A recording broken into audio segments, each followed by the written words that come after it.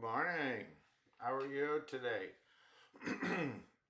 We are going to review and talk about recursion today and some of the benefits of recursion. Uh, Elegance, definitely elegance. Recursion can be used to solve problems with elegance and efficiency.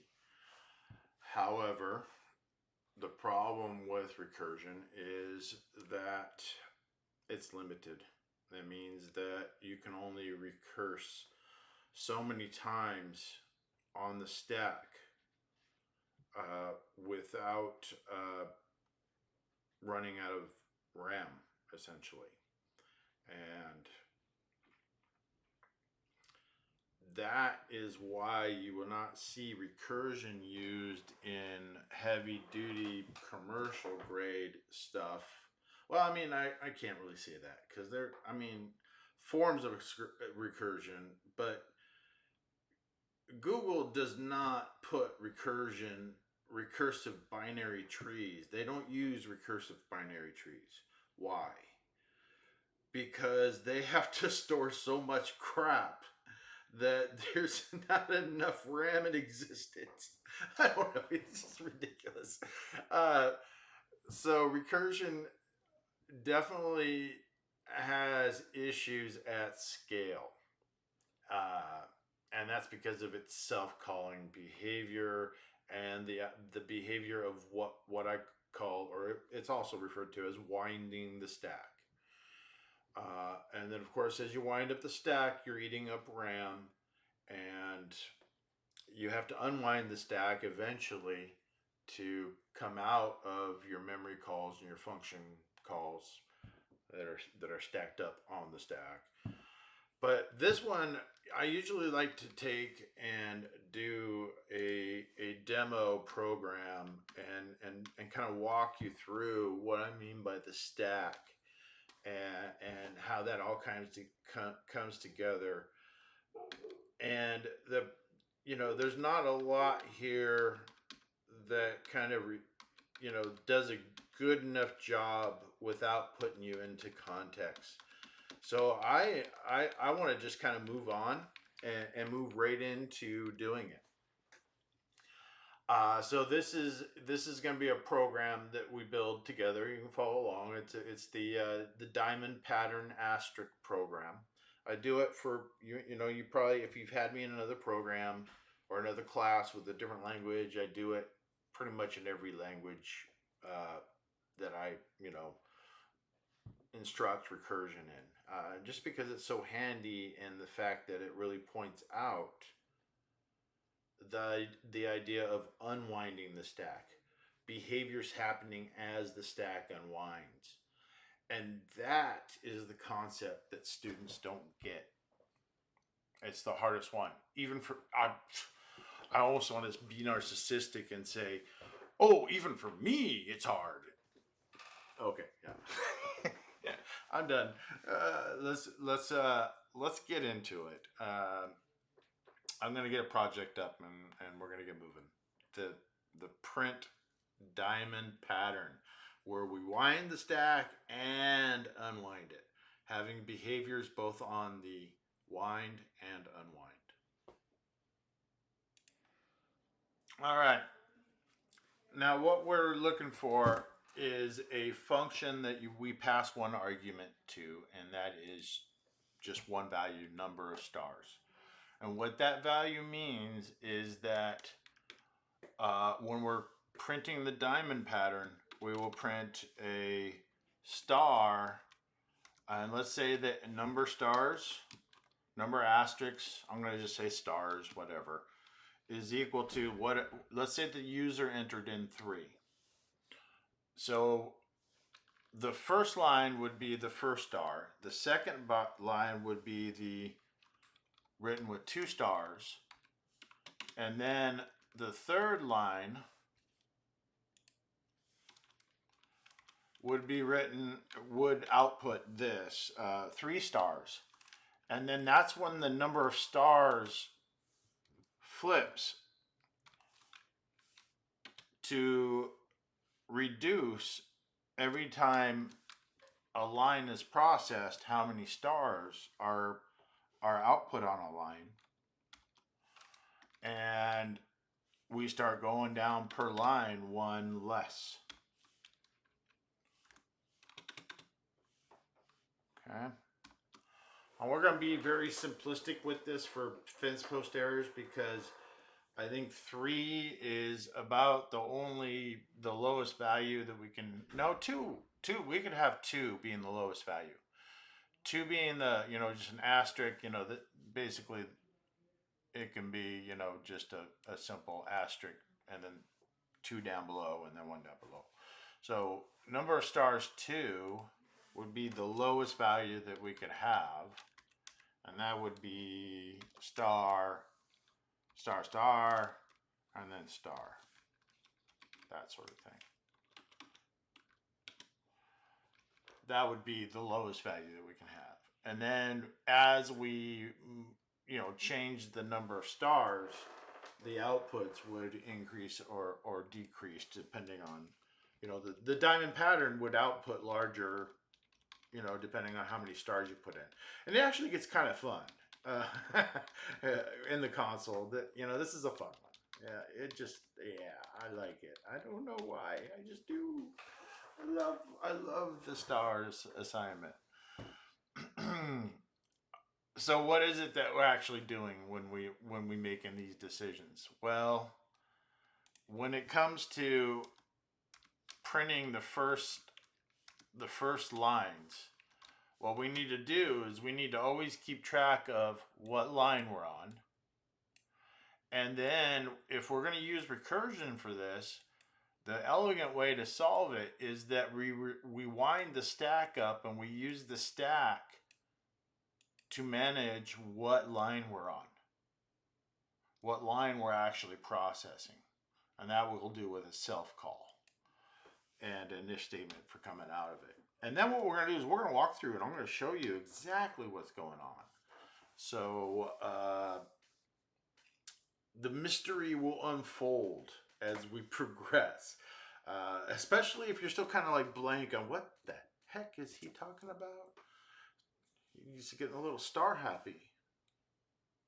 All right, it's time to move on.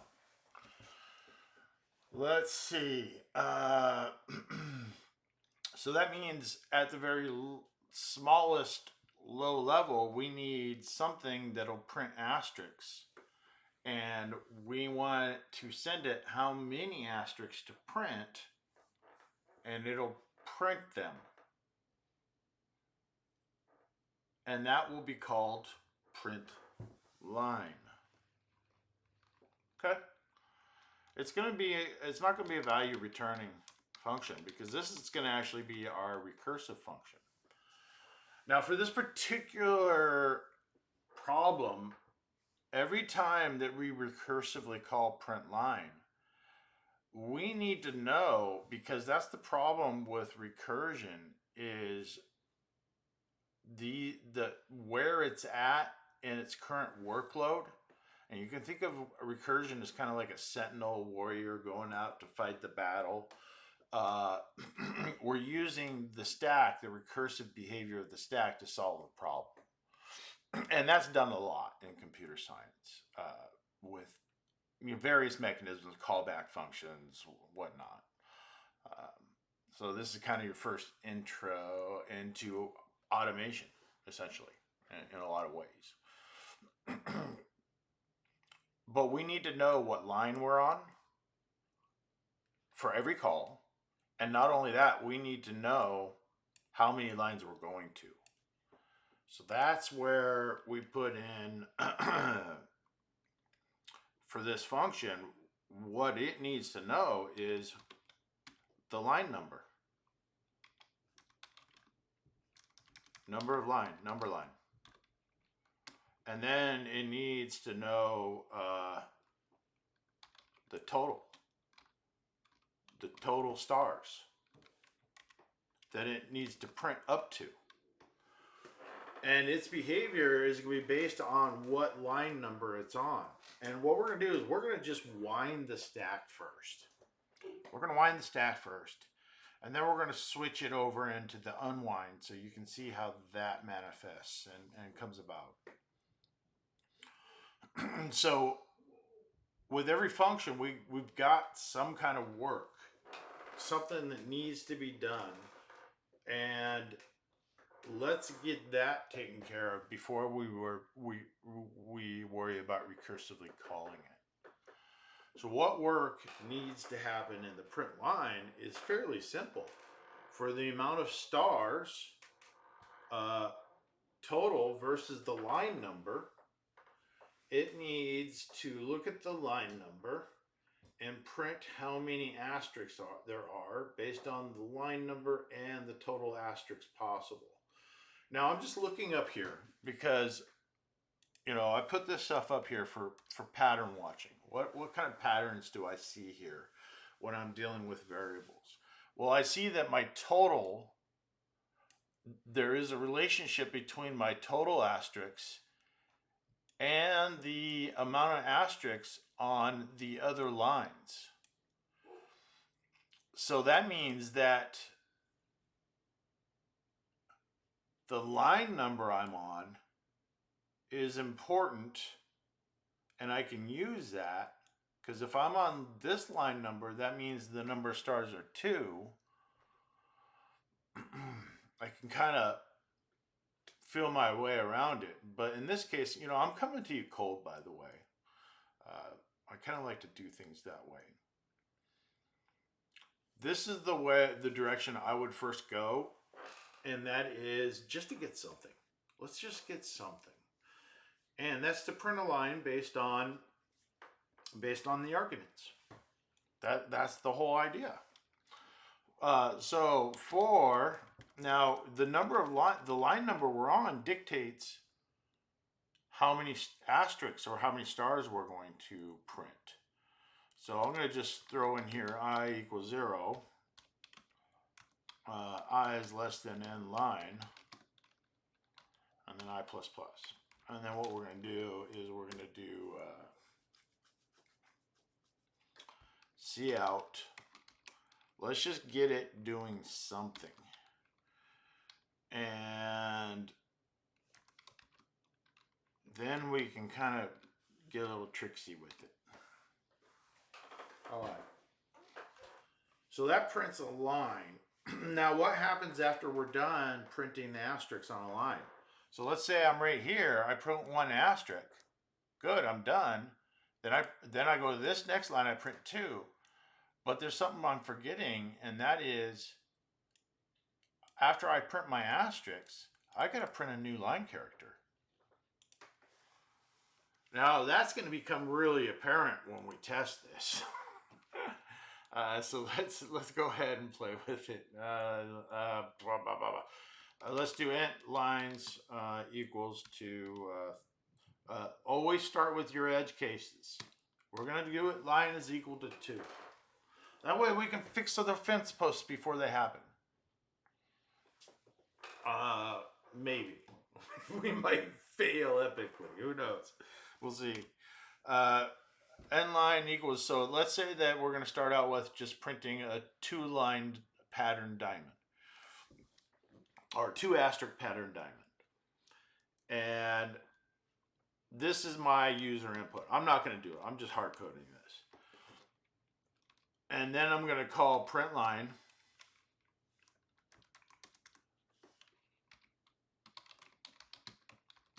with n line, and we'll see that it simply prints out 4 asterisks all in a row. That's all it does. Oh wait, no, it won't, because we're calling it once. And let's say, and I'm going to hard code this. We want, we got to start at 0. 0 is our first line. Now, what's our first line number that we start with? This is where we get a fence post. Should I start with 0 or 1? I'm going 0 based at first, just to see kind of what percolates, what happens. Every time I do finish printing a line, a row of asterisks, I'm going to see out a new line.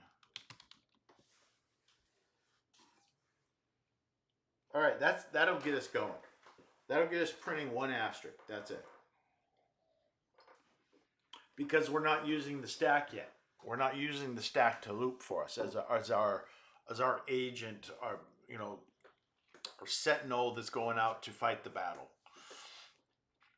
So we're gonna automate this with recursion. All right. Let's just test it and see if we got things that are working right. And then we're going to take the step of recursion.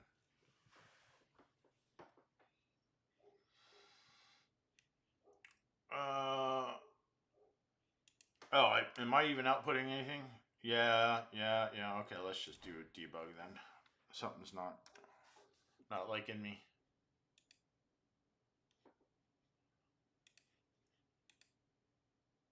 There we go. Okay. Let's do continue. What do we got? Did we get anything output? Nah. I'm gonna have to figure this one out. Yeah, I know what I'm doing wrong now. I totally jazzed this up. All right, end line is the current line we're on. That starts at 0. Total. Total is the lines that we're going to. So end line, the current line number we're on is always going to start at either 0 or 1.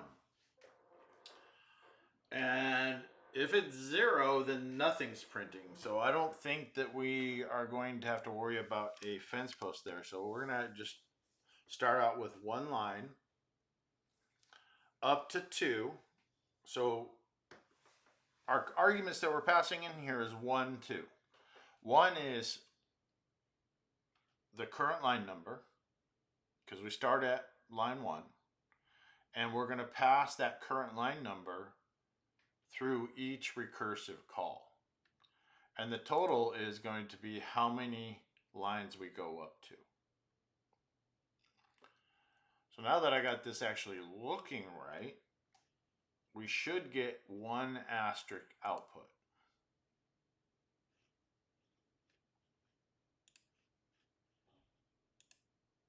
There it is.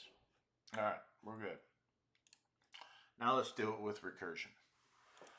Okay, well, after the node or the worker has done its job, for the recursive agent has done its job, then it has to decide whether it continues to automate, it continues to recursive, it continues to behave, it continues to function and continue.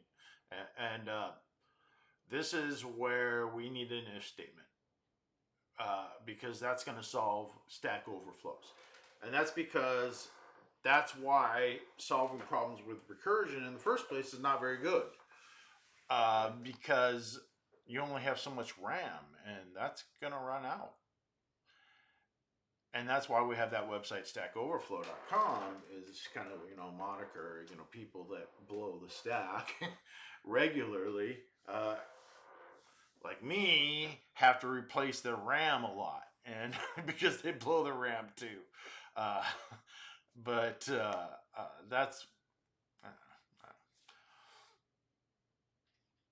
So let's recurse and blow the stack. Let's throw in I++ here. No, let's do ++ I. So it iterates first, then it gets passed to the function. And then right here, print line will be just end line. That's never going to... No, that's going to be total. Excuse me, total. That's never going to change.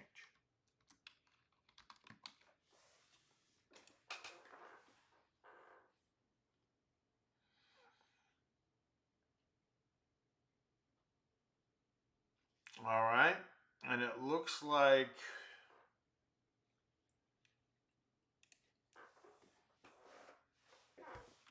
What? I'm being a retard. Okay, I'm being a weirdo. Yeah.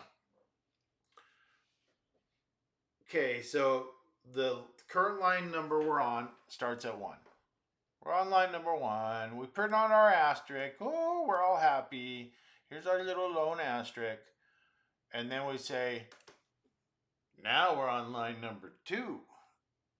Redo the whole function. Wind the stack. So let's look at it in the debugger and let's look at the behavior.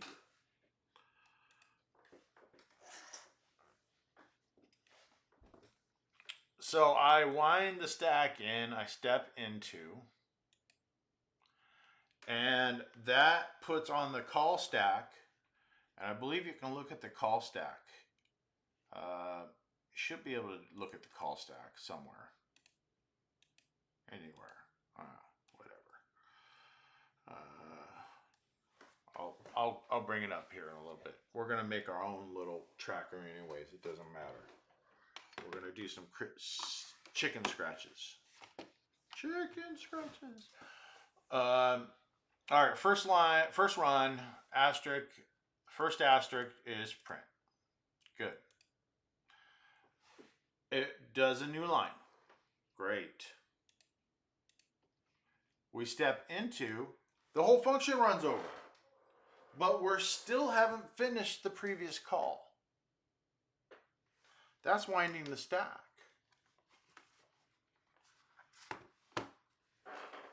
All right. So, yeah, it's chicken scratch time. Here we go.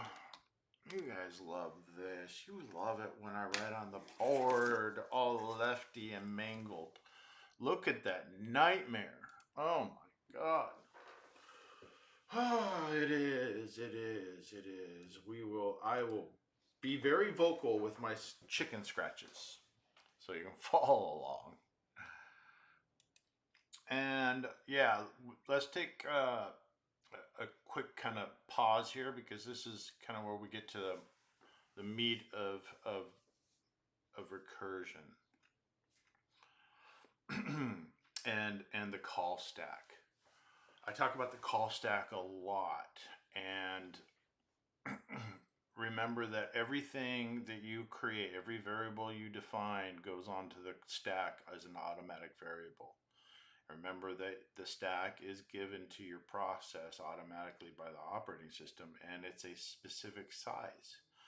And that's dependent on the programming language and operating system. It's automated memory just given to you to use with definitions and declarations. The call stack is every variable you create within a scope and every function you call stacked up. And the way it works is everything is top down. Everything you put into it, it has to be known first. That's the way languages work, top down. And so the stack behaves with that intrinsically as part of the engineering. So first in, first out. Print line. We're gonna trace this in the stack. And to view the stack, and usually I look at, I usually mostly use Visual Studio Code anymore. But I always kind of have this call stack looking, and we're gonna open up the call stack and look at that while I'm doing the chicken scratches, so you can have a little bit more concrete reference. Let's say go to debug Windows call stack. All right, debug Windows.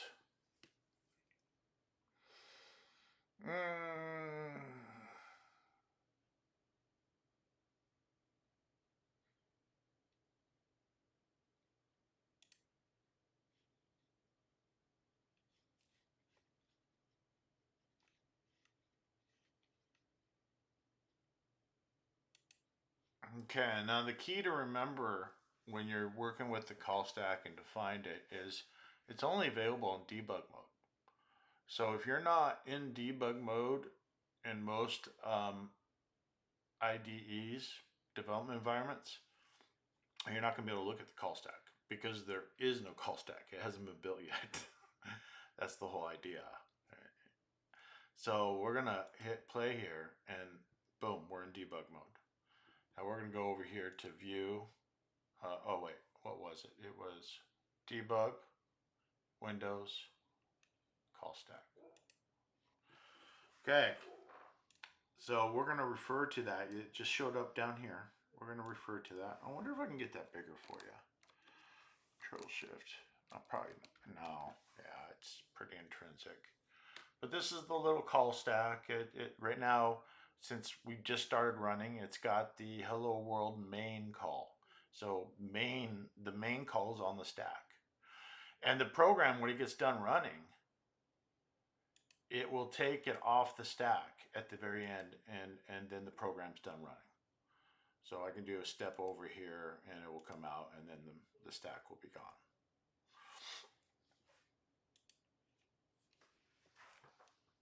So without further ado, let's go play. Here's our call stack. We just started the program. Main is officially been called. All right, where's my little pen thing? Okay, so main is on the stack right there. All right.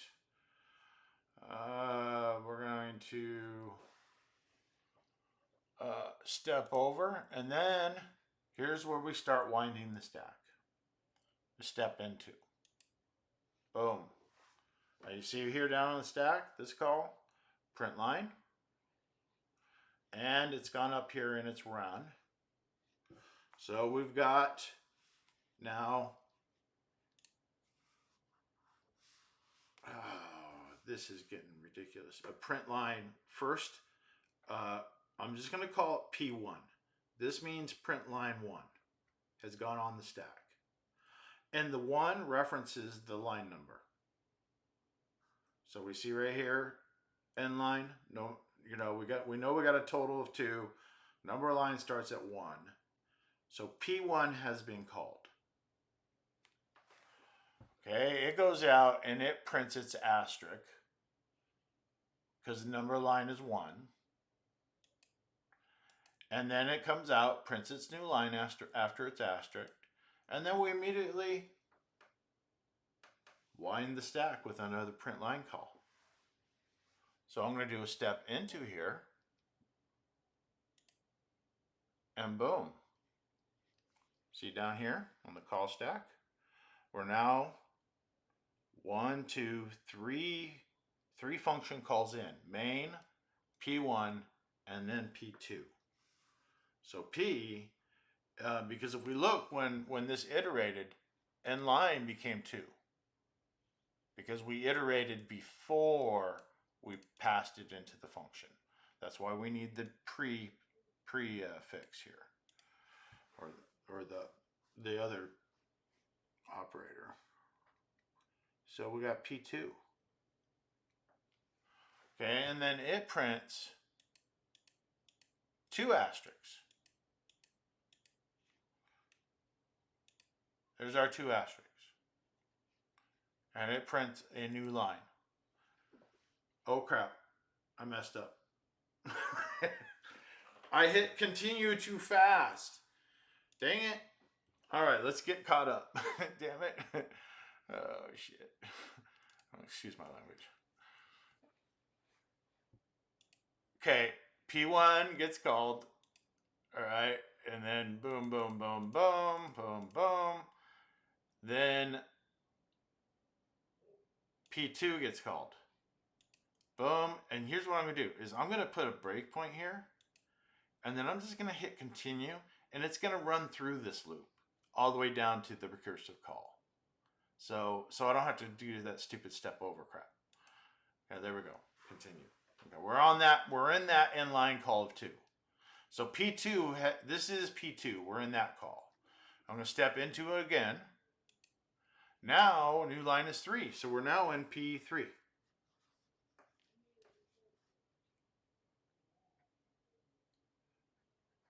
Okay, you see that we're now right here on the stack.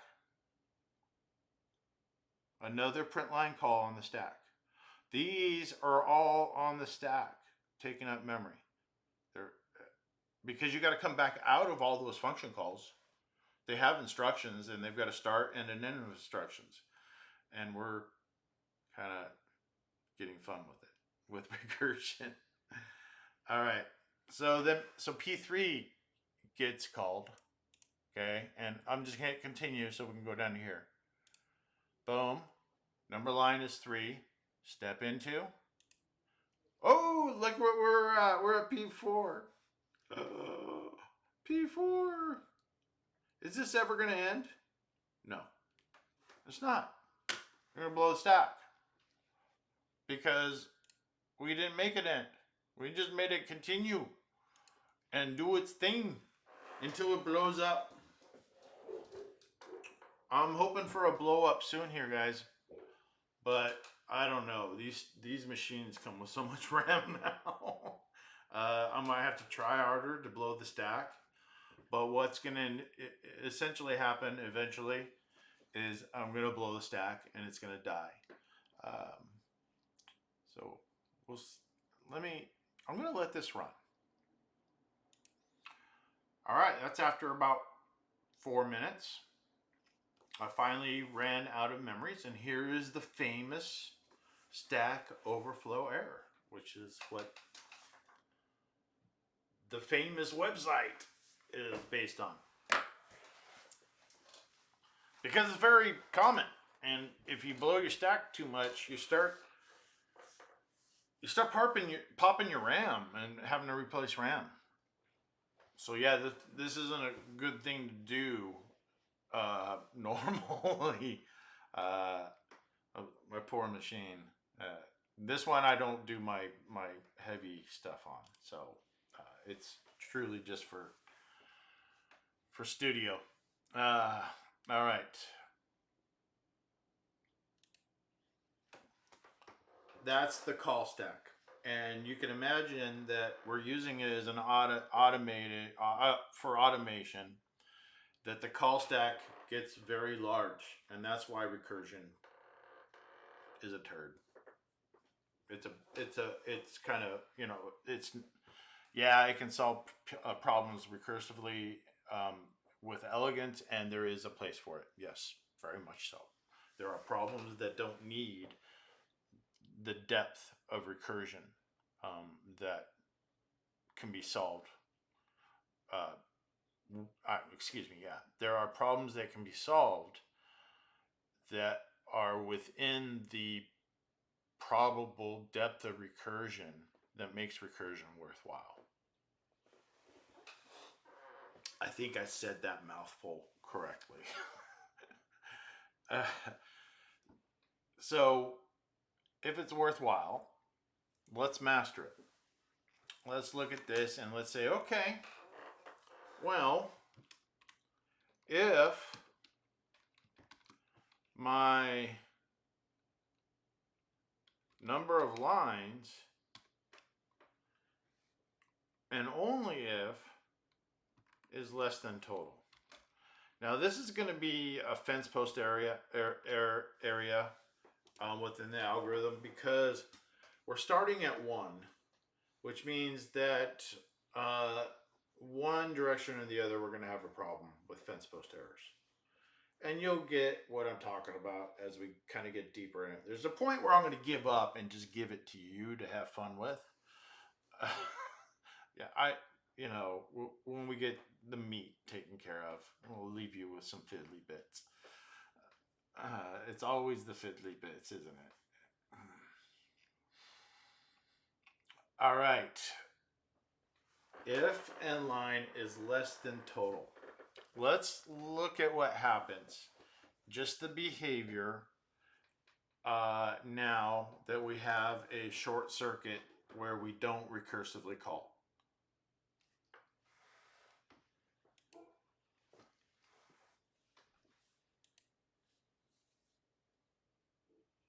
Okay, so that's working all right. 1, 2, great. And I don't like those asterisks. tough. That's a fiddly bit. I'll give you a little clue on how to conquer that. So now we're going to get into more meat, because this is where we stop our recursion. That means our workers have been deployed. Our agents of computation through each recursive call. They are done being called. That means then what happens is that every call comes off the stack until you're back to main. So let's look at that.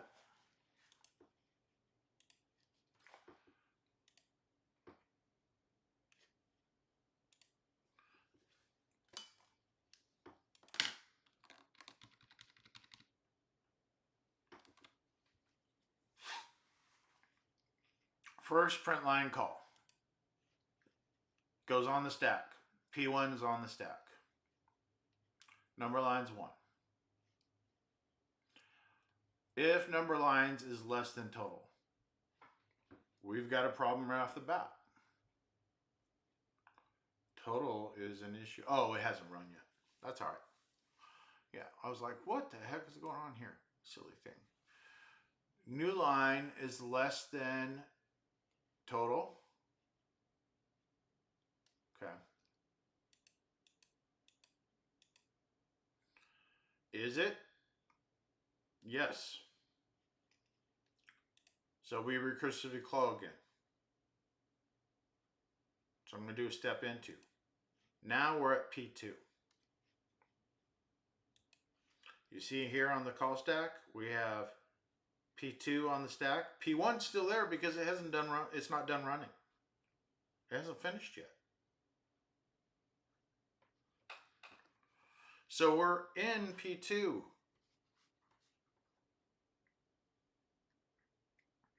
And what happens? We print our stars. Our new line.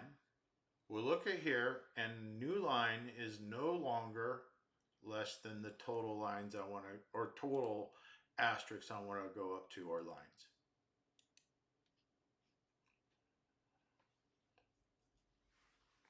So what ends up happening then is this line doesn't get reached. We don't recursively call anymore. So we actually, our runtime is on line 18 of the second call of print line. And if we don't recursively call and we just drop out of the function, we've completed the P2 call fully. It's done. It's going to come off the stack. So we've wound the stack. Now we're unwinding.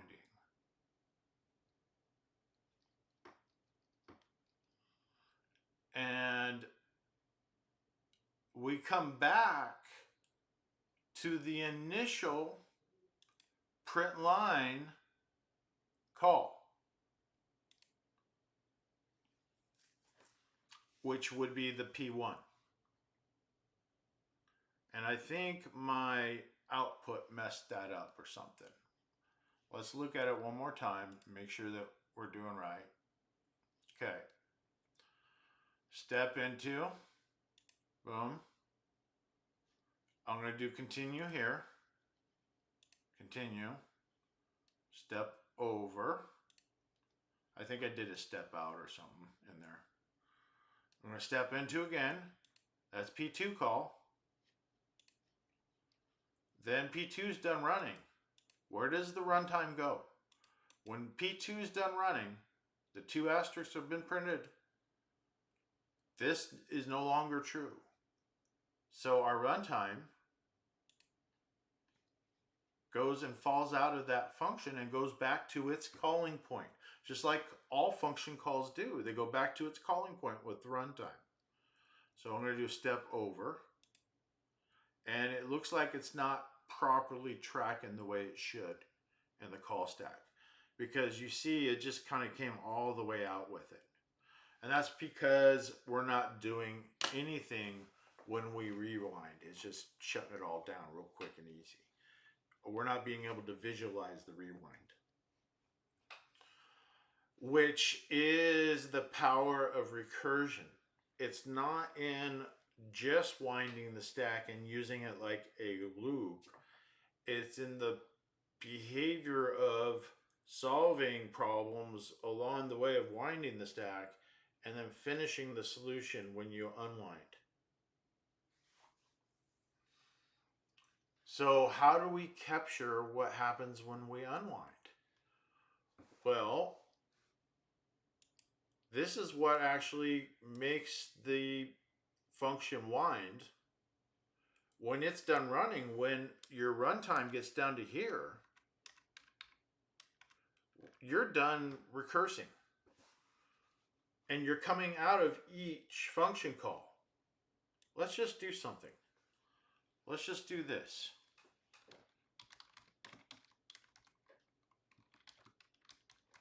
For some reason, my keyboard is being a stinker.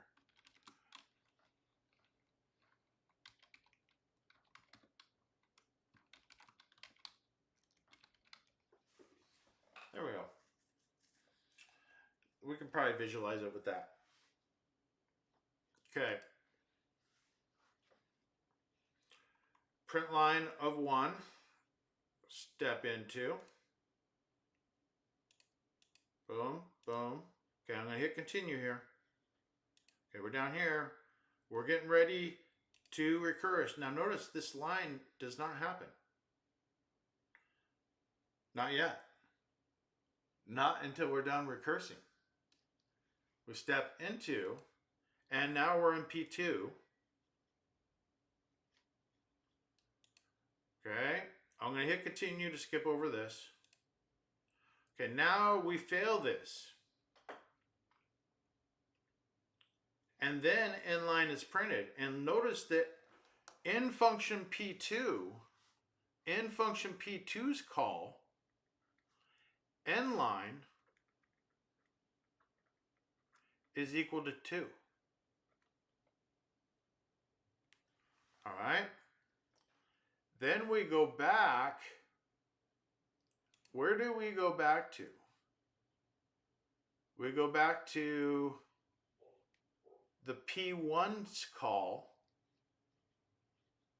And if I do a step over, it should bring us back to P1 where inline is 1. See? Right there. It just came out of P2's call. Just by the natural runtime, stepping over. And when it came out of P2, it came out right here. The runtime came out right here, done with line 19. And it came out from P2's call into P1. And inline should be a different value here. It should be 1. So we might have some issues to deal with. But maybe it's not actually doing it yet. Oh, it's got to do the P2 first. It's got to fail P2 first. Yeah, okay. It comes out right here, P2, prints the 2. See, prints the 2. So then when it comes back out, it's coming back out at P1's call. There, now we're in P1's call. No, not yet, dang it, come on. You're telling me it's not going to show me unwinding the stack? You usually do. At least the other ones do. This one might be a stinky turd.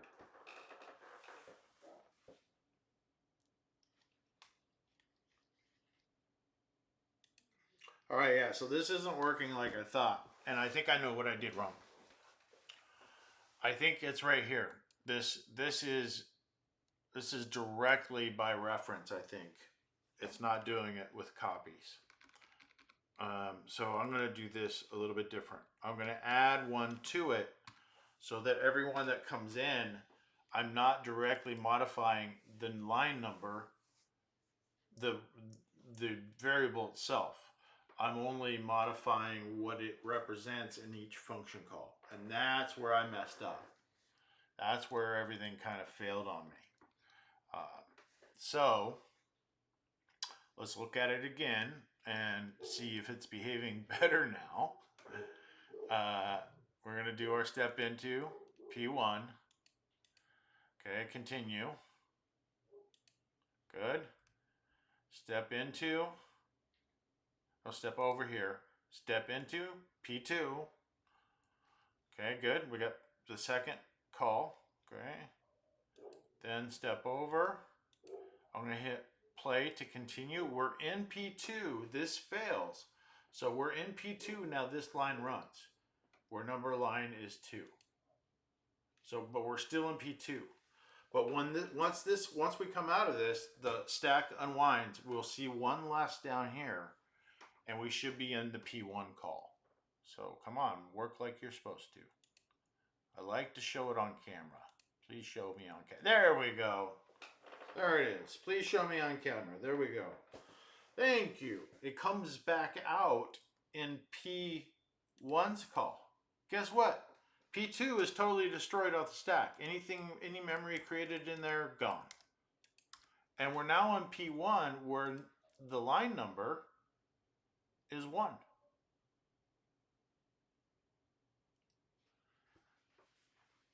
We get done running that one. And we're back to main on the call stack. P1 is done running. So, oh my goodness, this thing is silly. Oh my gosh. Get out of here. Just get. All right. That's unwinding the stack. And you know what you can do? You can do other stuff when you unwind the stack. Why not? Let's just throw down, for instance, our stirs. Let's do some fun stirs, both winding and unwinding. Let's just see how crazy we can get. How nutty it can go. Let's see. Okay, there's some fest post issues for sure. You know, we've got a definitely double row there. Also, you know, we might want to put a space somewheres in here. And in fact, that's kind of what you do is you can actually subtract total from new line and throw in spaces in front. So you can take the number of, I think it's total minus n line, and output the spaces first. So you can create the diamond pattern. And but let's just and then there is a way to fix that double row issue. It's in there. Not in there, but excuse me. In the algorithm, you can modify it in a way where the double row doesn't happen. And that's fiddly bits that I'm going to give to you guys. I don't want to take it any more time on family time, all that good stuff, because I've given you the big idea of recursion, how it works, winding and unwinding the stack. I've shown you the call stack, so you can start experimenting and playing with it on your own. We blew the stack to get together. Yeah, I sacrificed RAM for you today. I did. I might have to get new RAM soon. Yeah, it'll be fine. I blow it all the time. Stack-overflow.com, baby. All right, guys. That's recursion.